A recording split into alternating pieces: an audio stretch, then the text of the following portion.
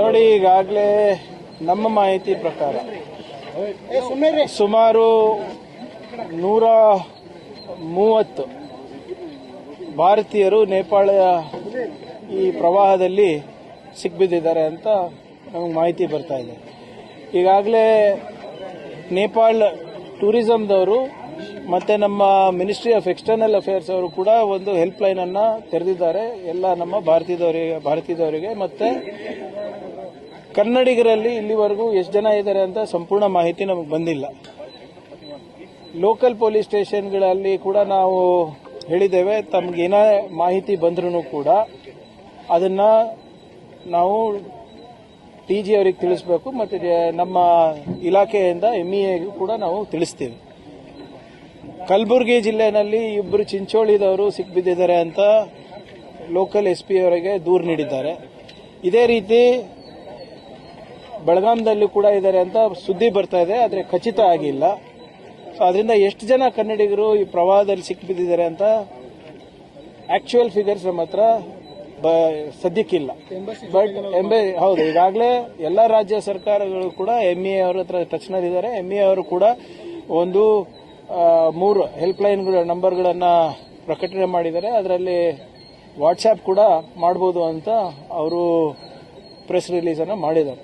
So ಅದನ್ನು ನಾವು ಕೂಡ ನಮ್ಮ ಜನರಿಗೆ ತಿಳಿಸಿದ್ದೇವೆ. ಮತ್ತು ತಮ್ಮ ಮುಖಾಂತರ ಸಾರ್ವಜನಿಕರಲ್ಲಿ ಮನವಿ, ಯಾರಾದರೂ ತಮ್ಮ ಸಿಬ್ಬಂದಿಗಳಿರ್ಬೋದು, ಸ್ನೇಹಿತರಿರ್ಬೋದು ಈ ಪ್ರವಾಹದಲ್ಲಿ ಸಿಕ್ಬಿದ್ದಿದ್ರೆ ಆದಷ್ಟು ಬೇಗ ನಮ್ಮ ಗೃಹ ಕಚೇರಿಗೆ ಅಥವಾ ನಮ್ಮ ಡಿಸ್ಟ್ರಿಕ್ಟ್ ಎಸ್ ಪಿ ಕಚೇರಿಗೋ ಅಥವಾ ಲೋಕಲ್ ಪೊಲೀಸ್ ಸ್ಟೇಷನ್ಗೆ ತಿಳಿಸಿದ್ರು ಕೂಡ ನಾವು ನಮ್ಮ ಕೈಲಾದಷ್ಟು ಸಹಾಯವನ್ನು ನಾವು ಮಾಡ್ತೀವಿ. As of now close to around 130 to 140 Indians have gone missing in the floods of Nepal. But these figures are yet to be ascertained.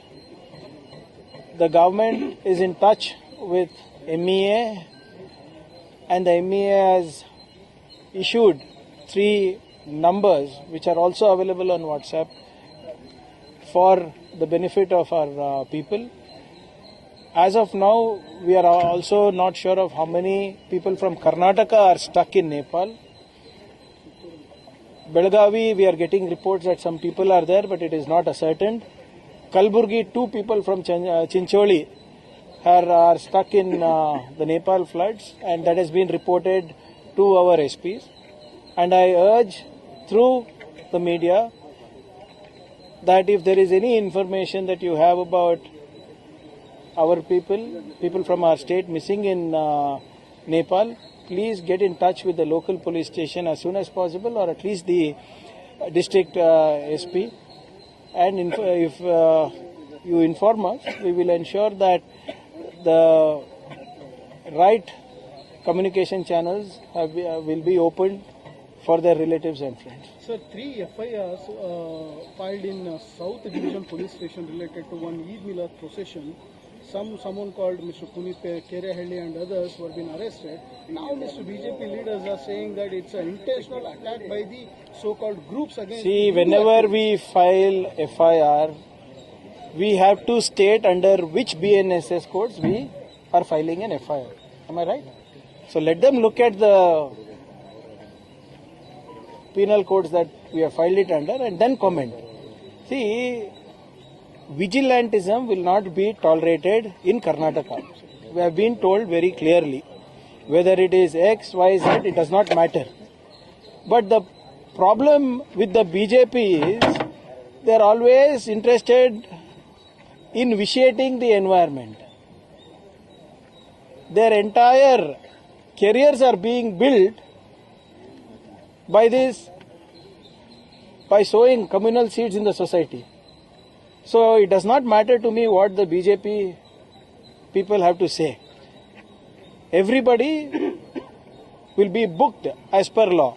You come to my state, you get onto the streets, you prevent processions of any religion, whether it is Muslims doing it to Hindu processions or vice versa, it does not matter. If you are breaking the law, there will be cases filed. Nobody is above the law. Sir, Mr. B. Nagendra, has he offered resignation because some speculations are being circulating? I can't comment on speculations, rumors, or hearsay. But it is circulating everywhere, sir. He was been. So, like I said, I cannot comment on speculations. आपके पास कोई कागज है क्या? हमारे मुख्यमंत्री जी ने कुछ बताया आपको कान में, तब आप जाके पूछ रहे तो मैं कुछ कमेंट कर सकता हूँ. Also discussed अभी about जो the भी SAR, sir. ब्रेकिंग न्यूज आप डालते हैं उस पर कमेंट कर रहे हैं तो पूरा दिन इधर ही निकल जाएगा मेरा. SIR, over the SIR issue, sir, the Chief Minister also discussed about the same thing yesterday, and he said, See, what is the next course of action from see, you? we have written as a government to the election commission asking them to extend the dates, and more importantly that no voter be left behind. So the Honorable Chief Minister, Mr. D.K. Shivkumar, has given around 8-10 recommendations to them. We are hopeful that at least this time they will pay heed and ensure that the SIR that they are doing is more inclusive than exclusive in nature. Even after report submitted, sir, ಯಾವ್ದು sir? Sub committee ರಚನೆ ಮಾಡಿದ್ದಾರೆ ಪರೀಕ್ಷಾ ಅಕ್ರಮಗಳನ್ನ ತಡೆಯೋದಕ್ಕೆ. ಪರೀಕ್ಷಾ ಅಕ್ರಮಗಳನ್ನ ತಡೆಯೋದಕ್ಕೆ ಅದ್ರಲ್ಲಿ ನೀವು ಕೂಡ ಸದಸ್ಯರಿದ್ದೀರಿ. ಯಾವ ಉದ್ದೇಶ ಸರ್? ಅದು ಏನೇನು ಪ್ಲಾನ್ ಇದೆ ಸರ್? ನೋಡಿ, ಈಗಾಗಲೇ ನಾವು ಒಂದು ಕಾಯ್ದೆಯನ್ನ ನಾವು ತಂದಿದ್ವಿ. ಪರೀಕ್ಷೆಗಳಲ್ಲಿ ಅಕ್ರಮ ನಡಿಬಾರದು ಗವರ್ಮೆಂಟ್ ರಿಕ್ರೂಟ್ಮೆಂಟ್ನಲ್ಲಿ ಅಂತ. ಅದಕ್ಕೆ ರೂಲ್ಸ್ ಫ್ರೇಮ್ ಆಗಿರಲಿಲ್ಲ. ಡ್ರಾಫ್ಟ್ ರೂಲ್ಸ್ ನಿನ್ನೆಯಿಂದ ನಾವು ಪಬ್ಲಿಷ್ ಮಾಡಿದ್ದೀವಿ. ಸೊ ಆ ಡ್ರಾಫ್ಟ್ ರೂಲ್ಸ್ ಅನ್ನ ನಾವು ಎಕ್ಸ್ಪರ್ಟ್ಸಿಗೆ ಕನ್ಸಲ್ಟ್ ಮಾಡಿದ್ದೀವಿ. ಸಾರ್ವಜನಿಕರಿಗೆ ಕನ್ಸಲ್ಟೇಷನ್ಗೆ ಬಿಟ್ಟಿದ್ದೀವಿ. ಸೊ ಅದರಲ್ಲಿ ಏನಾದರೂ ತಿದ್ದದಿದ್ರೆ ಅಥವಾ ಲೋಪಗಳಿದೆ ಅದನ್ನ ನೀವು ಸಜೆಸ್ಟ್ ಮಾಡಿದ್ರೆ ಅದನ್ನು ಕೂಡ ಇನ್ಕ್ಲೂಡ್ ಮಾಡಿಬಿಟ್ಟು ಒಂದು ಬಹಳ ಕಠಿಣವಾದಂಥ ವೈರ್ ಫ್ರೇಮ್ ಮಾಡಬೇಕು ಅಂತ ಇದೆ.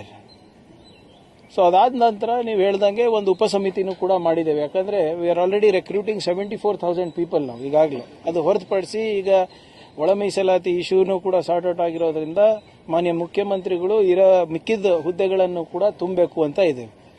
ನೀವು ನೋಡಿದ್ರಿ ಮೊನ್ನೆ ತಾನೇ ಹೇಗೆ ವಿಜಯಪುರ್ನಲ್ಲಿ ಕೆಲವು ಯುವಕರಿಗೆ ಸ್ವಲ್ಪ ಮಿಸ್ಗೈಡ್ ಆಗಿಬಿಟ್ಟು ಪಾಪ 100 ಜನ ಅವಕಾಶಗಳನ್ನು ಕಳ್ಕೊಂಡ್ರು. ಸೊ ಹಾಗಾಗಬಾರ್ದು, ಮತ್ತೆ ಅಕ್ರಮಗಳು ನಡಿಬಾರ್ದು ಅಂದ್ಬಿಟ್ಟು ಈ ಉಪಸಮಿತಿಯನ್ನ ಮಾಡಿದ್ದೇವೆ. ಮತ್ತೆ KPSC ಯಾವ ರೀತಿ ನಡ್ಕೊಂಡು ಬಂದಿದೆ ಅಂತನೂ ಕೂಡ ನಿಮ್ಗೆ ನೆನಪಿದೆ. ಈಗಾಗಲೇ ಶಿವಶಂಕರಪ್ಪ ಸಾವ್ಕಾರ ಅವ್ರ ವಿರುದ್ಧ ನಾವು CID ನಲ್ಲೂ ತನಿಖೆ ನಡೆಸ್ತಾ ಇದ್ದೀವಿ, ಮತ್ತೆ CBI, IT, EDನೂ ಕೂಡ ದಾಳಿ ನಡೆಸಿದ್ದೇವೆ. ಸೊ ಏನೇ ಇದ್ರೂ ಕೂಡ ನಮ್ಮ ಯುವಕರ ಭವಿಷ್ಯದ ಜೊತೆ ಚೆಲ್ಲಾಟ ಆಡಬಾರ್ದು, ಮತ್ತೆ ಲೋಪಗಳು ಆಗಬಾರ್ದು ಅಂದ್ಬಿಟ್ಟು ಇದನ್ನ ನಾವು ಮಾಡ್ತಾ ಇದ್ದೀವಿ. ಸೊ ಮುಂಬರುವ ದಿನಗಳಲ್ಲಿ ನಮ್ಮ ಯುವಕರಿಗೆ ಹೆಚ್ಚಿನ ಅವಕಾಶ ಸಿಗಬೇಕು, ಪಾರದರ್ಶಕವಾಗಿ ಅವರಿಗೆ ಒಂದು ಸರ್ಕಾರಿ ಉದ್ಯೋಗ ಸಿಗಬೇಕು ಅಂತ ನಾವು ಮಾಡ್ತಾ ಇದ್ದೀವಿ. ಮಾಡ್ಲಿಕ್ಕೆ ಒಂದು ಪ್ರಯತ್ನ ಇದೆ. ಒಳ್ಳೆ ಗುಂಪು ಘರ್ಷಣೆ ಆಗಿದೆ. ಆ ಕಡೆ ಮುಸ್ಲಿಂ ಅವರ ವಿರುದ್ಧನೂ ದೂರು ದಾಖಲಾಗಿದೆ. ನೋಡಿ, ನಾನು ಬಹಳ ಸ್ಪಷ್ಟವಾಗಿ ಹಿಂದೆ ಕೂಡ ತಮ್ಮ ಮುಖಾಂತರ ಮನವಿ ಮಾಡಿಕೊಂಡಿದ್ದೆ. ಯಾರ ಆಚರಣೆಗಳಿಗೂ ಕೂಡ ಯಾರು ಕೂಡ ಅಡ್ಡಿ ಬರಬಾರ್ದು, ಕಾನೂನಾತ್ಮಕವಾಗಿ ನಡ್ಕೋಬೇಕು. ನನ್ನ ಆಚರಣೆ ನಿಮ್ಗೆ ಆತಂಕ ಆಗಬಾರ್ದು, ನಿಮ್ಮ ಆಚರಣೆ ನನಗೆ ಆತಂಕ ಆಗಬಾರ್ದು ಅಷ್ಟೇ. ಯಾರು ಕೂಡ ಕಾನೂನನ್ನ ಕೈಗೆ ತಗೊಳ್ಳೋ ಹಕ್ಕಿಲ್ಲ. ಅದು ಮುಸ್ಲಿಂ ಅವರಿರ್ಬೋದು, ಹಿಂದೂದವ್ರು ಇರ್ಬೋದು, ಬೇರೆ ಧರ್ಮದವ್ರು ಇರ್ಬೋದು. ಒಂದು ಕಾನೂನು